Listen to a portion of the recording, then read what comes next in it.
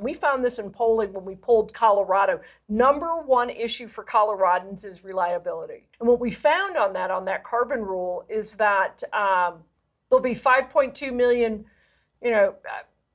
Americans without power under this new clean carbon plan, and that the EPA never did a reliability assessment.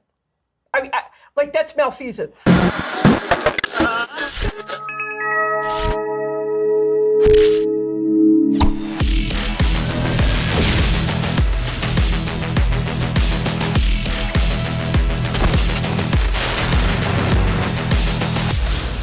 All right, ladies and gentlemen, welcome back to another episode of PowerGab, your go-to show for all things energy and environmental policy in Colorado. I'm joined by my co-host, Amy Cooke. I'm Jake Fogleman. Today's episode is a little bit different. We always talk about how this is a Colorado-focused podcast, but I think part of being Colorado-focused, Amy, I think you'd agree, is taking a look at what other states have done to compare Colorado to those states. And so we have a special episode today where we're going to look at some of the energy policy movement that's been going on around the country. And Amy, if you want to kick us off. Yeah, actually, I kind of like this show. This is, we get to be nosy neighbors. That's right. So what are our neighbors doing? What are neighboring states doing? Because we compete economically in the Rocky Mountain West, and, states Utah, Wyoming, Kansas, Nebraska, all these states that border us. I'm going to get some hate mail on saying Nebraska. I get it. So I'll leave them out. But anyway, let me lay it out first, Jake, by saying this. We should tell everybody, what are the 7 states? There are 7 states that border Colorado. What are they? Now, I'm going to see if I can remember all of them off the top of my head. So I'm going to have to use my favorite. So we have Wyoming, Nebraska, Kansas, Oklahoma, New Mexico, Utah, Arizona? Tiny little bit of Arizona. Yeah. Okay. I did. Okay. And 4 of those states, Wyoming, Utah, Nebraska and Oklahoma. So 4 of them are actually suing the EPA right now. So 4 of our neighbors are suing the EPA over these new carbon rules, the new carbon emissions from power generation sources. I bring that up, and I'll take a moment of personal pride. I bring that up for a reason. Those 4 states are part of a larger group of 25 that are led by West Virginia and North Dakota in suing the EPA, as I said, over those carbon rules. Why is that important other than our neighbors are suing the EPA? Well, again, moment of personal pride and privilege. The 2 people we've had on the show before, you guys know them as the energy bad boys. We also refer to them as Isaac Orr and Mitch Rolling. And I, along the 3 of us, have started our own little C3 called Always On Energy Research. By the way, we're going to have a Colorado report coming out. We'll have the data by the end of June, I think it is. So it should be released sometime early July. But the Always On Energy Research, AOER for short, our first, I would call it sort of our first official released under our name was for the state of North Dakota. And it was on reliability and cost for 2 RTOs, MISO and SPP, Southwest Power Pool. I bring that up because it is part of this EPA lawsuit. It has been included in the petition to stay the rule so that it's not implemented right away. And that is AOER's first official report. So we did it for the state of North Dakota, and they used it then in turn to turn around and because we did a reliability assessment. And here's what we found on that EPA rule. What is one of the number one issues, and we found this in polling when we polled Colorado, number one issue for Coloradans is reliability. And it doesn't mean, affordability is right next to, and then down a few more spots is the climate, environmental issues. But reliability is number one. And what we found on that carbon rule is that there'll be 5.2 million, Americans without power under under this new clean carbon plan, and that the EPA never did a reliability assessment. I mean, like, that's malfeasance. Yeah, it's staggering. So I bring that up. Those are our neighboring states. That's what some of our neighboring states are doing. Utah being one of them. But one of the things we wanted to focus in particular on this show are what are some of the policies that they are engaged in? What are they looking at in those states? And how is that different? And how does it compare to Colorado? So why don't you kick us off with Utah, because they're really leading the pack. Yeah, no, that's a great point, because Utah just wrapped up a very busy legislative session where energy seemed to be a key priority. I think one bill in particular I want to highlight, because I think it really just sets the tone for what they're aiming for. HB 374, it basically orients all of the state's regulators, state's policymakers around what the priorities are going to be, for Utah energy policy going forward. And they list these attributes in order of priority: adequate, reliable, dispatchable, affordable, sustainable, secure, and clean. So those are going to be the priorities for Utah regulators, the utility companies. Adequate, reliable, dispatchable, the top three. That's what the North Star is for Utah energy policy. And I think that speaks volumes because, as you mentioned, comparing it to a place like Colorado, where, of course, everyone wants reliable electricity, but I think it's highly debatable that that's been the priority in the way that we've been pursuing our energy policy. I think you'd agree with that, Amy. Yeah, I'm not saying Colorado ever has pursued reliable power, at least not lately. Right. It may have been something in the past, but certainly of late, of the last, actually, I would say ever since the Ron Binns era, ever since that he took over at the PUC, that reliability has not been the number one focus.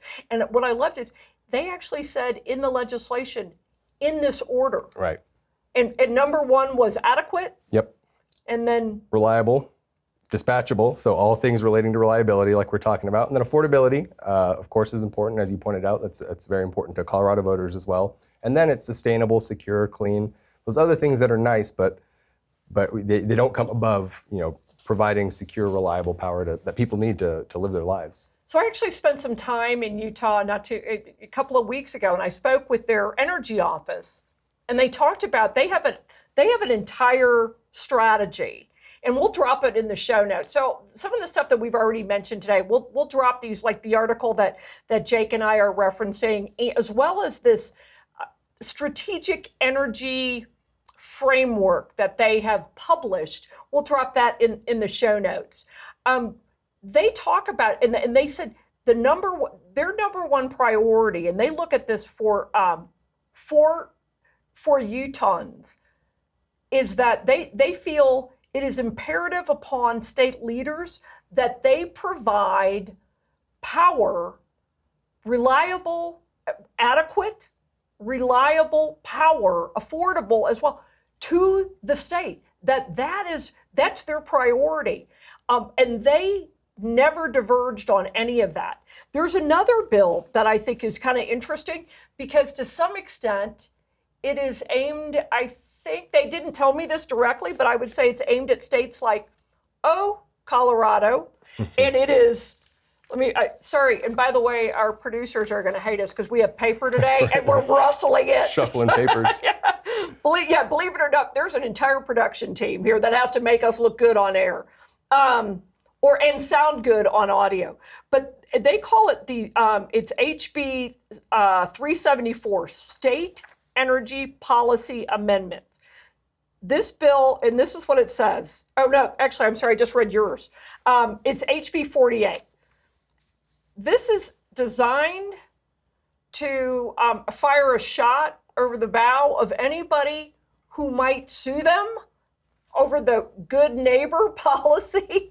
And that means, remember, the EPA established that pollution crosses state boundaries. So if Colorado doesn't like what Utah's doing, and I'm paraphrasing a long rule. So they don't like it, they could potentially sue the state of Utah, because what if Utah keeps God forbid, a coal-fired power plant open so that they could serve the needs of the residents of their state? Then there's something called a good neighbor policy, which would essentially give Colorado standing to sue Utah. Well, Utah's like, bring it on. Because what they've done is set up a legal defense fund. They're actually looking for an attorney to, this was a few weeks ago, they may have found somebody. But if you're interested, look on the state of Utah website, look at their energy office if you're an attorney who wants to defend what I would call pragmatic energy policy. Their whole point is to defend the state of Utah and its right to provide adequate, reliable, affordable power to its residents. And they are funding an entire office to do that. So they kind of go hand in hand. And it also, in that act, in that amendment says, Utah gets to decide Utah's power future. The federal government doesn't get to. And oh, by the way, neither does the state of Colorado. Right. No, I'm glad you brought that up because that is another key theme, not just what they're prioritizing, but federalism, states' rights, energy independence, whatever you want to call it, seems to be a pretty consistent theme in what they're pursuing here. Clearly, obviously, with an eye towards the EPA, FERC, other federal agencies that are increasingly taking a heavier hand in this stuff, and this spreading to other states. We'll get to Wyoming in a little bit in the show. One of the things that I think is another great act that they enacted this session was, that power plants across the country are struggling with early retirements, and NERC, which is the National Reliability Watchdog, keeps saying early retirements are threatening grid reliability. So Utah says, okay, if a utility or some mandate wants to force the early closure of a power plant, it cannot be shut down until it is replaced with something that is equally as dispatchable or has greater capacity. And you cannot shut down that power plant until it has been demonstrated that there is replacement power that is with a similar reliability value or dispatchability, which, that's something we've been calling for quite a long time. 100%. We call that the reliability portfolio standard. That's right. So everybody else, you've heard the term RPS, the acronym RPS. Well, it stands for Renewable Portfolio Standard. Well, we were calling for a reliable portfolio standard. So make sure that the generation that you have is actually reliable. It is dispatchable. It is affordable.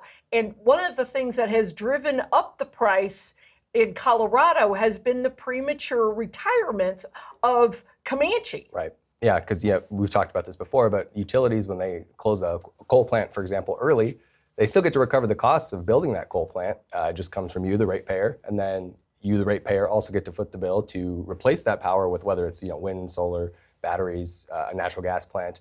So you get double charged essentially for the same power, and it may not even be the same reliable or level of reliable in power. But I'm glad you brought up the RPS because something Utah also did this session is a direct contrast to what Colorado failed to do and something that you've mentioned North Carolina has done.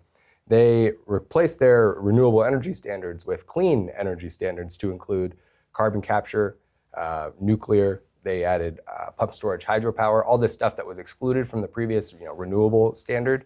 Utah just went ahead and did it. And if viewers can recall, earlier this session, Colorado had a similar chance to do that. And they voted that down because I guess clean is verboten, but renewable is good. But wind and solar, good. Yeah. Clean, forget clean. Yeah, that's actually a great one. The other thing, and so if you think that there are a bunch of Neanderthals in Utah and that they're just going to pump a bunch of emissions into the air, you would be mistaken because another part of this strategy is their innovation, and they have several bills dealing with innovation. I won't go through all of them, but one of them is just about grid enhancements. So what they're doing is incentivizing new technologies so that they can improve efficiency and cost effectiveness, not just of generation, but the grid. And I love this too. They've actually invested in it's the San Rafael State Energy Lab, and they put $2 million toward it. Just various innovations in energy, in power, in generation, in everything. So they are looking to at just keeping the status quo. Right. They're looking to move forward and progress. And I say these because Colorado, because it has been so, I would say it's been myopic in its vision. It's had tunnel vision of wind and solar. Other states are not just surpassing, they are just leapfrogging them, and they're going to leave Colorado behind, not just with reliable power, but I suspect, Jake, on economic development, because they'll have go back to the priorities. Right. Adequate, reliable, and affordable. I mean, when you're looking to go to a state, when a business is looking to go to a state, one of their number one things they look at is the cost input of power. Yep. So I think that's going to be, I think that these states, Wyoming, which we'll get to next, they're going to leapfrog us, Colorado. I love your point about, people are naturally, when they hear stuff like this, if it's not renewables, it's not wind and solar, they think, oh, they're just knuckle dragging climate deniers. But these states, for however fraught the term is, really are all of the above type states. I know many people have agendas when they say that, but these people are really walking the walk, walking the talk. Yeah, walking the talk. Well, you get it. Yeah. When it comes to all of the above, right? They're just saying we'll do all of the above. We'll invest money in innovation. We'll let various power sources bloom whenever they can, but we're not going to sacrifice reliability to get there. So we're going to make sure our reliability is taken care of, and then whatever you can build, feel free to build it here. Yeah, right. And so and that's going to be, those are going to be economic drivers. So here's the other thing. So part of the reason, again, nosy neighbors, we're being nosy, looking into the energy policy of other states, our neighbors, our neighboring states. And what was I was intrigued by Utah, so was Jake, but then we read another article about Wyoming. And Wyoming essentially says, approach to energy independence and ownership of coal and natural gas power plants in the state that would pit them directly against the federal government. And I love the way the article, and again, we'll drop it in the show notes, but I love the way the article put it. Wyoming is taking a play out of Utah's playbook. Yeah, no, it speaks to the point that sovereignty and states' rights are becoming, maybe not in Colorado, but in all of our neighboring states, it's clearly at the top of the mind. And as the article points out, Wyoming lawmakers are actively meeting with Utah policymakers to say, how did you get this done? How were you so successful last session? And how can we replicate that here in Wyoming? And it looks like that's probably going to spread to at least a couple of our neighbors, if not the surrounding area, with like-minded policymakers. And it's because I think they're taking seriously what we're hearing from NERC. We're also some of the RTOs, the bigger RTOs, MISO, Southwest Power Pool, saying the same thing, concerned about reliability. And if you're a governor, and look at Greg Abbott, what happened in Texas, Greg Abbott saying what happened with ERCOT, and we've talked about that particular with Winter Storm Uri, but they're looking at that and they realize, okay, so the federal government can come with these sort of grandiose plans on carbon, emissions or Clean Power Plan 2.0, but it's leaders inside the state that when the grid doesn't provide the power, the power isn't there, it is leaders inside the state that bear the brunt. That's right. And what they're looking at is saying, the federal government is doing all that it can, it seems like, to make the grid less reliable. And these people are looking, and these leaders, these state leaders, our neighbors, are saying, if they're doing that, we're going to just take matters into our own hands, and we're going to. So I think that's what Wyoming's looking at, and I talked to Utah at length. I have not yet talked to Wyoming, but we will for sure.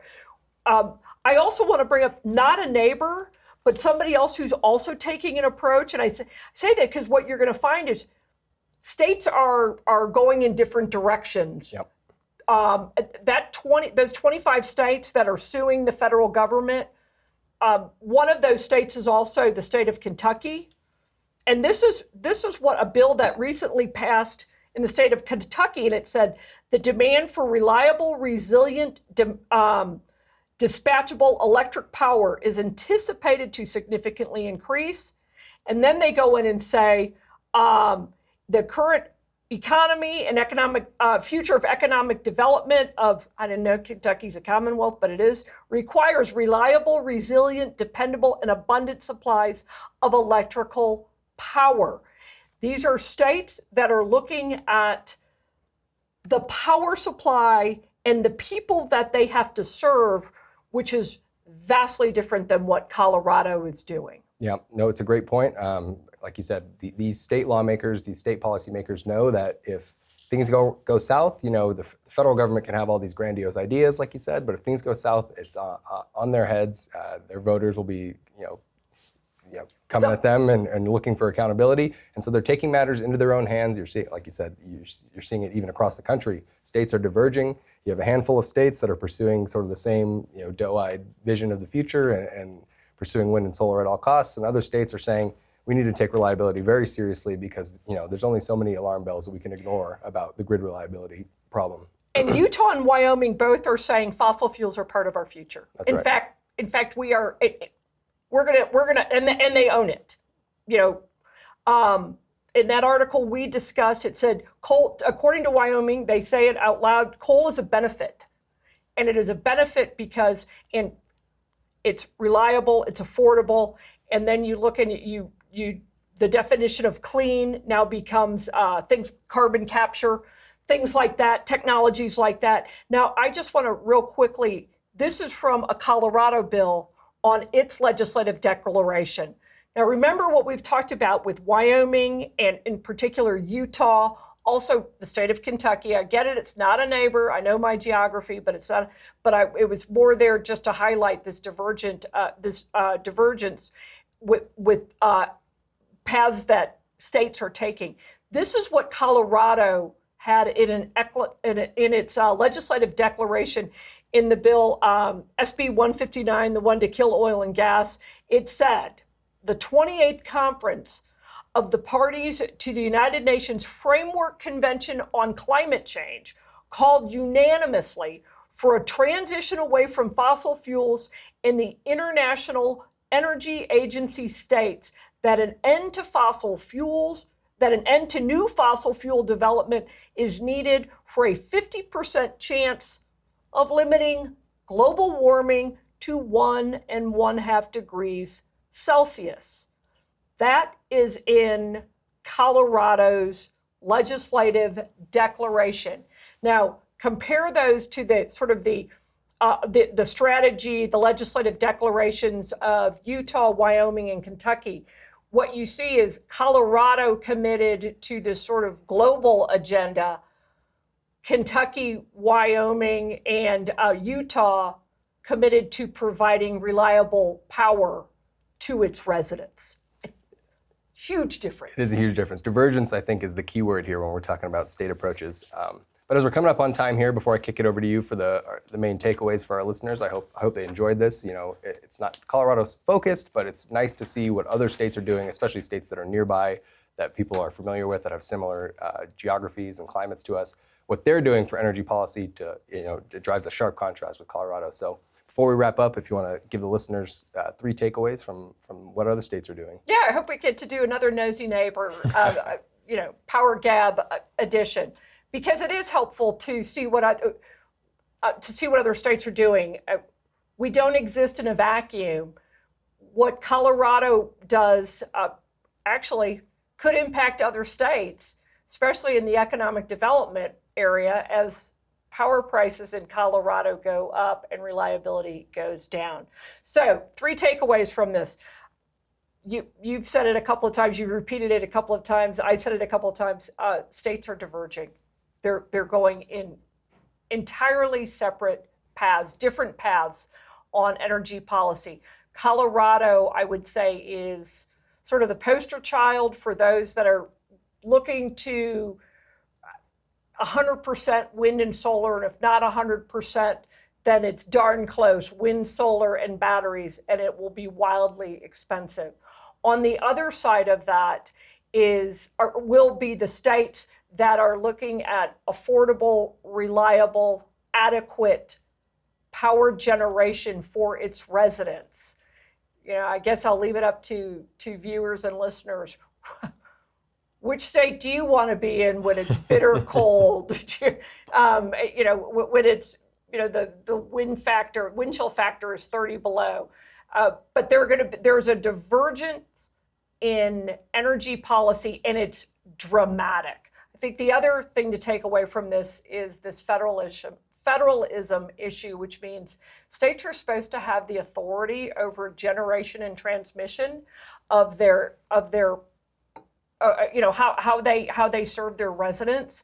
They are supposed to, and there are states that are absolutely globbing onto that, and they are some of our neighboring states, whereas Colorado is willing to be submissive to the federal government. And I've seen this for a long time in this state, when it was Obama's EPA and now Biden's EPA, willing to be submissive to whatever the fiats that are coming out of Washington, D.C. So federalism is another takeaway. Last one, you all know what it is. I don't have to tell you. We could all say it together. Get a generator. Sage advice as always. But that does it for us for another episode of PowerGab. If you like what you saw here on the show, you can check out the rest of our episodes at powergab.org on YouTube, or you can find us on audio at wherever you get your podcasts, whether that's Spotify or iTunes. If you want to share PowerGab, feel free to share it with your friends and family and anyone else who might be interested in Colorado energy policy. And we have new episodes every week, so tune in next time.